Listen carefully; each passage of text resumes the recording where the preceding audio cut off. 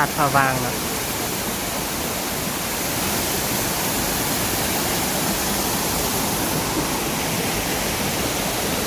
มีน้ำลงนี่ได้เนาะเจอจะมีเลย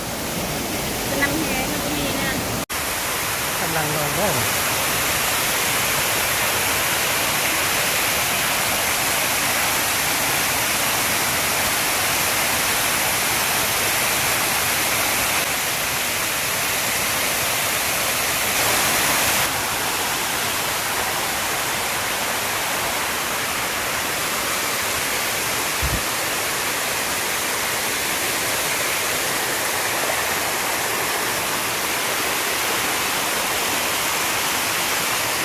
กำลังกลับ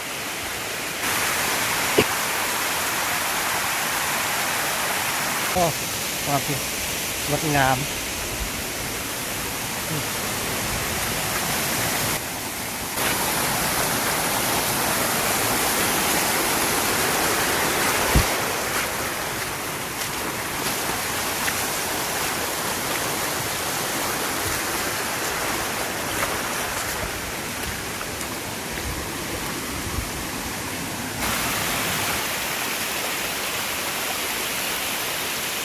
ความงามสุดยอดเมืองลาวเลย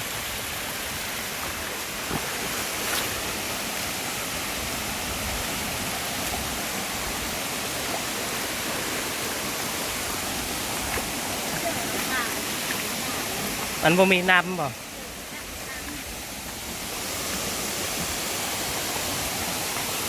เมื่อนั้นบ่มาเหรอ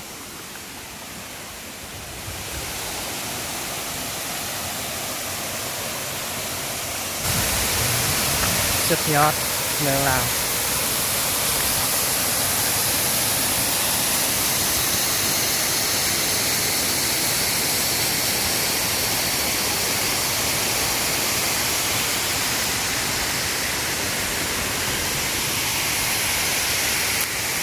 ยังประมาณกิโลหนึ่งจากหอดจุดนำออก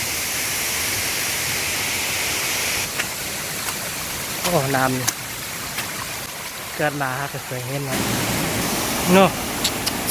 สวยสวย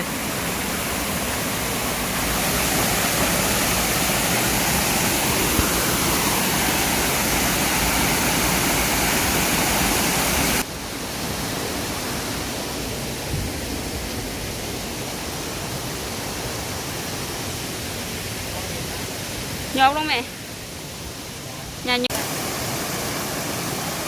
สวย